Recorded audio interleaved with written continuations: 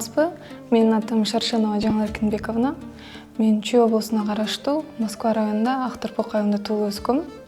Азыркы учурда Ак Суу № 4 жалпы билим берүү орто мектебинде эмгектенип келем.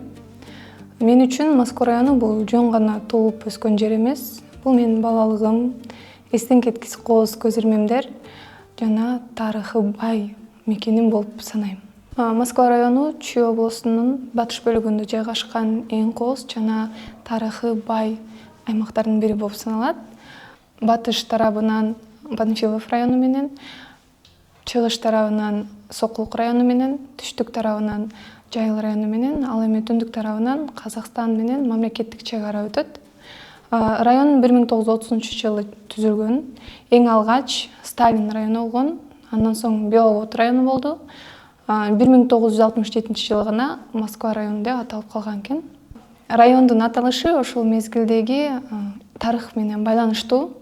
Анткени Москва шаары Советтер Союзунун борбору болгондуктан көптөгөн аймактарга Москвага байланыштуу аттар ыйгарылган экен. Бирок райондун тарыхы ушул аталыш менен гана чектелип кетпейт.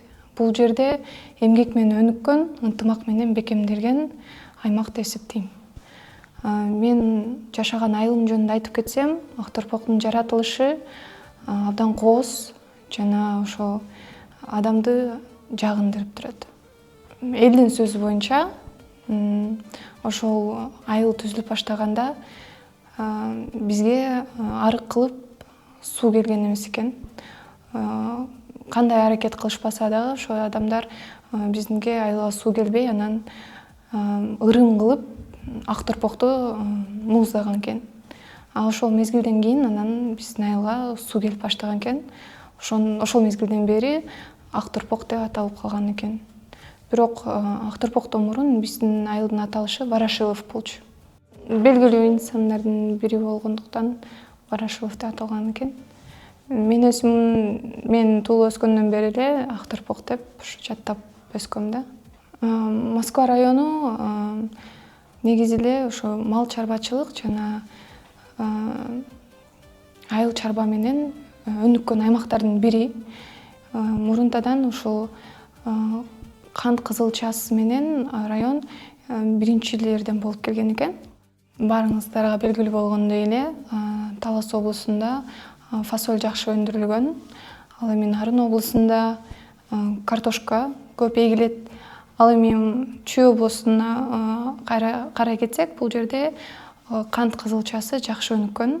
Эзелтеден эле ошол Москва районунда кант кызылчасын өндүрүү үчүн завод бар. Ал заводдо кант чыгат. Ал ошол биздин кант бүт Кыргызстанга белгилүү болуп жеткирилет.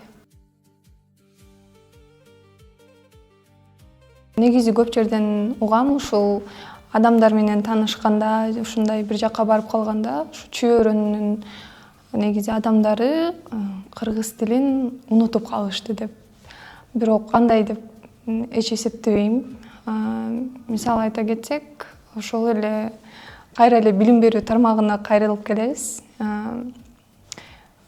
Ар бир мектепте кандай кыргызча окутса дагы, ошондой дагы орусча окутушат. Кыргыз тилин ушу кыргыз тил мугалимдери аябай ошо өнүктүрүүгө аракеттенишет. Ошол силер билгендей эле мектептерде ар кандай ар бир учурда, мисалы биология сабагы болсун, география сабагы болсун, кыргыз тил адабият сабагы болсун, ошонун декадалар өтүп турат да. Ошол мисалы кыргыз тил декадага келгенде, ошол биздин эле жаш муундар кыргыз тилин канчалык деңгээлде билинери билинип калат да. Ошол жагынан караганда, менин оюмча көптөгөн адамдар бул жагынан жаңылат деп эсептейм. Ар тараптуу билим берүү тармагынан ошол кыргыз тилин өнүктүргөнгө чоң салым кошушат. Азыр байкашымча элдерде өзүнүн балдарын кыргызча нукура сүйлөгөнгө аракет кылып калышты. Балким бир 10 жыл мурун бүт азыр деле караганда YouTube, жана башка соц тармактарда бүт эле орус тилинде болот.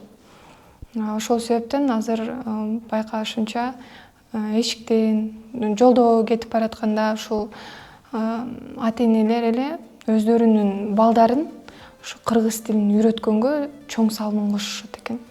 Азыркы учурда ушу адамдар кыргыз тилин өнүктүргөнүнө негизи чоң салым деп ойлойм. Анткени ошол эле эл, ошол эле адамдын тарыхын сактап калганга аракет кылып келе жатышат. Менин оюмча ошол биздин Чүй облусунун ошо Москва районунун айыл аймактарынын аталышы, мисалы айта кетсек, Александровка, Садовое, Петровка бул айыл аймактар жана ошондой эле көчөлөр, мисалы Колхозная, Ленина, Фрунзе ошол убактагы тарых менен кайра эле байланыштуу. Эгер биздин мүмкүнчүлүгүбүз болсо, албетте кыргызча ат бергенге аракет кылсак жакшы болмок деп ойлойм.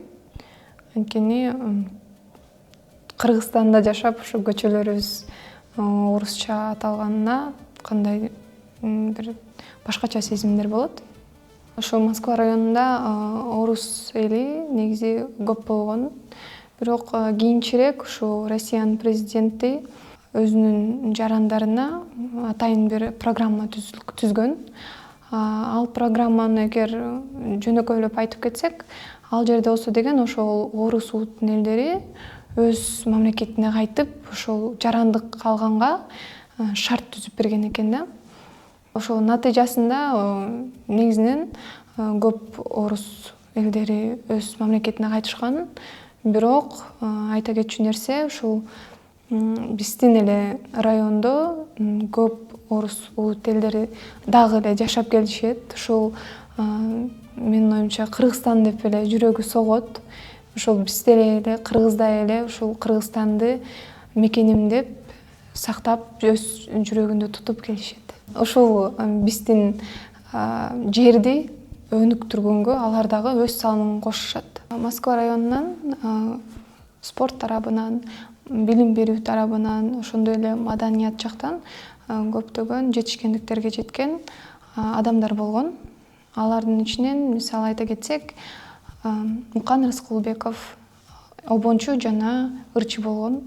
Ошондой эле Асанбек Стамов менен Качкынбай Артыкбаев Кыргыз Республикасынын эл жазуучусу болгон. Дагы айта кетсек, Асанкулов Чумабек Кыргыз СССРнин Коопсуздук комитетинин төрагасы болгон. Башка улуттун өкүлдөрүн айта кетсек, Ясыр Шываза ошол Дунган адабиятынын деңиздөөчүсү болгон экен. Анан Шаршенов Карпбек, бул менин чоң атам, математик, китептеринин жазуучусу болгон.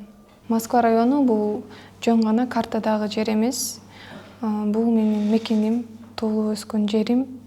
Ошол Москва районуна татыктуу кыз болууга аракеттенип келем. Чүй облусунда төрөлүп туулуп өскөнүмө абдан сыймыктанам.